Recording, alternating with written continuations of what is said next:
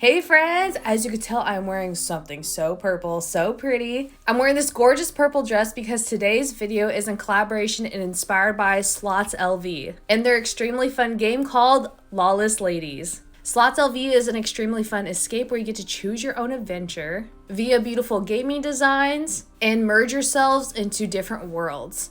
Match things up and meet exciting characters such as the beautiful Lawless Ladies that we happen to be turning into today. While talking about historical beauty and makeup trends in vintage Western society, so let's turn into the purple Lawless Lady while talking about vintage beauty trends. Let's get started. So say that someone wanted to curl their hair for like an everyday, more beautiful look. In the late 1800s or early 1900s, curling rods were actually heated over lamps, and it served as only one method to coil and tease their hair. It had very unpredictable variations of temperatures, hair fatalities at the hand of this curling iron were not uncommon. A very popular trend in modern days is doing overnight curls, and back in the late 1800s, some women took 2.5 by 8-inch strips of fabric. Depending on how long their hair was and how they wanted to curl it, they used about 20 to 25 strips, where they washed and dried their hair until it was barely damp. Whatever type of gel product or mousse they had in the late 1800s, and they started at the bottom layer, separated the hair into approximately 1-inch sections, held the end of one section of hair with the center of a rag, and just folded it over and over, rolling the rest of their hair around the strip, and got it as close to the scalp as possible and tied it in a bow with the rag and repeated with every section of hair. This allowed their hairs to set, and possibly they, of course, slept with it overnight. And it took 6 to 8 hours. They removed the rags by untying them slowly and unraveling their hair, and then they get a comb to separate and brush and style the curls. Instead of sunscreen, sunbonnets were a big fashionable thing for pioneer women with very pale skin. They knew there were harmful effects from the sun exposure, such as wrinkles, freckles, age spots, dry skin, and cancer, but they just only had long sleeves and sunbonnets to rely on at the time. And this is a method that's also been talked about in modern day today, but instead of dry shampoo, if they couldn't have access to water to gently wash their hair, they would use cornstarch applied to their hair as dry shampoo. And to make a recipe for herbal shampoo and conditioner, they used 4 tablespoons of dried thyme with 2 cups of water. They boiled the thyme in the water for 10 minutes, strain and let it cool before massaging it into clean damp hair. They leave it in for 15 to 20 minutes and then rinse it with warm water. In the 19th century, some women who had some wealth wore hoop skirts, which made it really difficult for them to use the restroom. Sometimes they would easily just squat over bedpans without having to uplift pounds upon pounds of heavy clothing. Some even used old newspaper leaves or corn on the cobs to clean themselves down there in their unmentionables. The later 1800s in the Western history, also known as the Victorian era, was actually a filthy period when public sanitation hadn't caught up with major mechanical advances throughout the Industrial Revolution. People forget about the smell. The cities reek of sulfur. Thank goodness for that, because it's a very bad problem where the streets and the rivers overflowed with a sloppy mix of rainwater, animal, and human waste. Some of the big rivers were visited by thousands of tons of fecal matter every day from pipes and runoffs that emptied into it. So imagine the smell of that today. That's why back then the water harbored a lot of diseases like typhoid and cholera. And baths were only taken about once or twice a month, where your body was fully submerged and scrubbed in water. And they were unnecessarily hot, these baths, because cold temperature baths were sometimes believed to cause health problems from rashes to insanity. Women actually very rarely washed their hair. They thought it to be very unpleasant. And some women were known to dilute pure ammonia in water and then massage it through their scalp and hair like modern shampoo. And in makeup, let's take the Edwardian period for example. In like the early 1910s, This was a very big turning point for cosmetics used for women. They idolized pale skin and the appearance of youth, but they also held into notion that makeup was for the stage and women of ill repute. Ordinary everyday women definitely wore makeup, but denied that they were ever doing so. They utilized home remedies to achieve wrinkle-free faces, tiny waists, and firm skin. Even women who were scared of getting any type of wrinkles or freckles on their face would rub their skin with lemon and other types of harmful concoctions in their homes. The aim at the time was not to attract attention, but to enhance their natural beauty. They wanted to look more youthful and healthy. The look of the early 1910s was quite sophisticated, with powder for much more desired pale skin. Eyeshadow actually came in a paste form and a lip stain, but it was supposed to appear as sparingly as possible.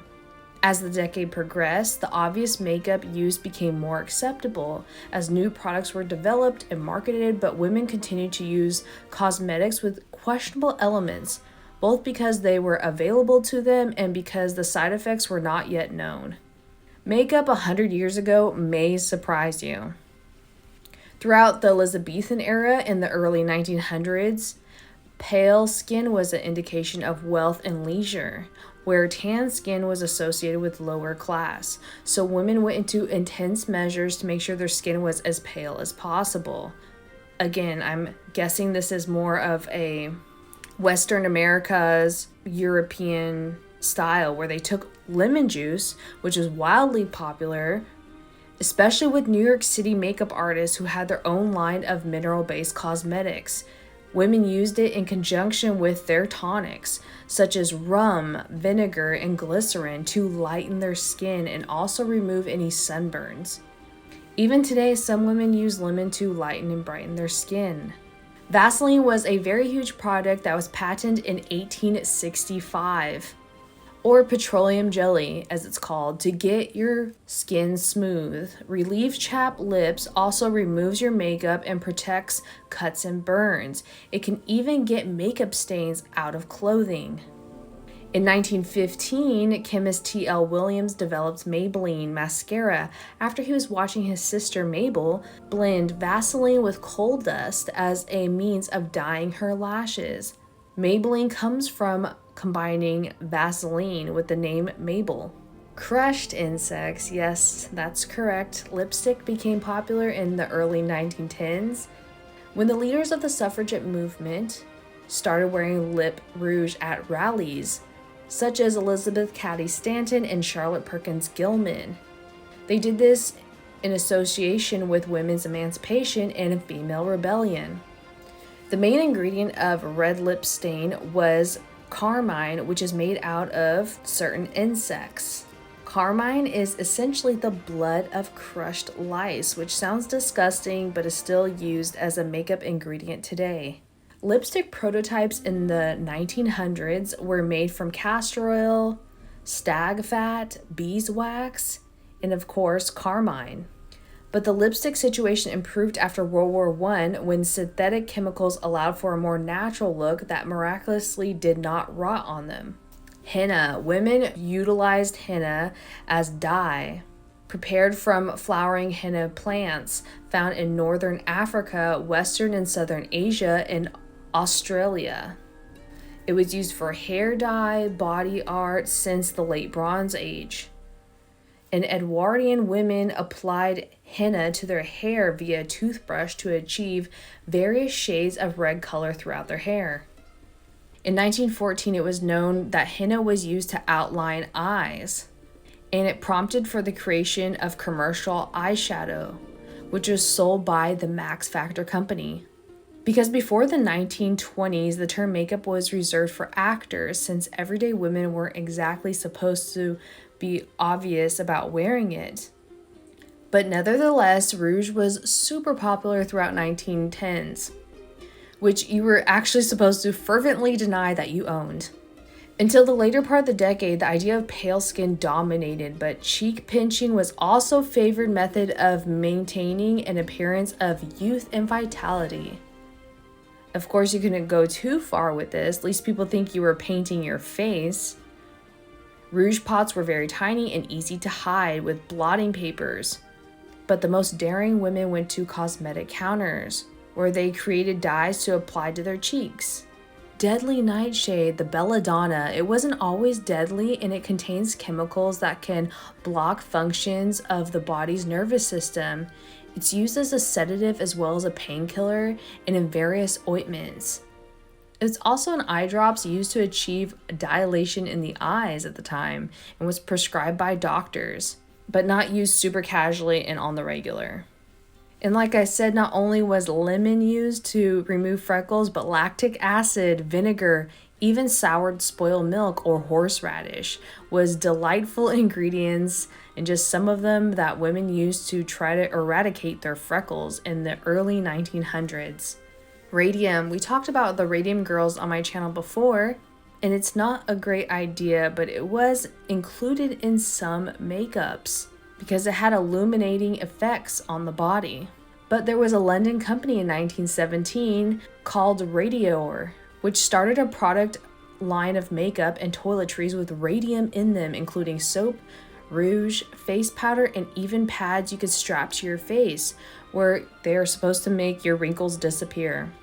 The search for complexion that literally glowed continued into the 1920s with radioactive mud, called chemolite radioactive beauty plasma. But things started to go south for the radium party in 1925, when the disease radium necrosis appeared in the New York Times headlines.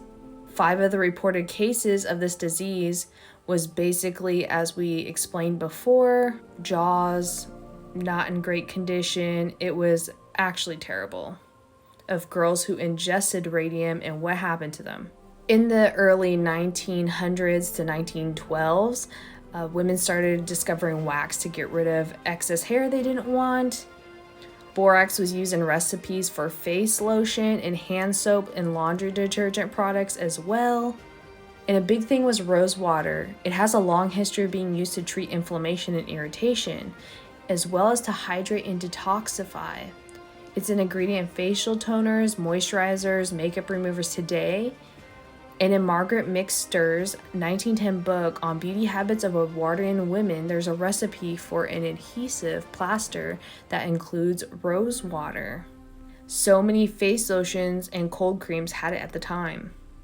In the 1900s, beet juice and various vegetable juices were used to brighten and had different purposes, all for makeup, especially used as a type of blush. Until 1914, when Max Factor, Elizabeth Arden, and Helena Rubinstein opened cosmetic counters and spas, making it socially acceptable to wear makeup. Beet juice was also used as a lip stain, an early lipstick ingredient. So makeup is truly, obviously, has come a long way in Victorian times, in historical Western society, and even in women such as this beautiful lawless lady. I hope you guys enjoyed this video of me turning into this beautiful purple woman. Thank you so much to Slots LV for sponsoring this video. This was so incredibly fun. I just love twirling around in this dress. It's gorgeous. I'll make sure to put down below in the description box where you can check out this game and meet all the lawless ladies, and all the products I used in this video will be listed down below there as well. Thank you all so much for watching, taking this off. So many parts and pieces to it. This was challenging but so fun. Stay tuned to more videos. We upload every week here on YouTube, and I'll see you guys in the next video. Bye!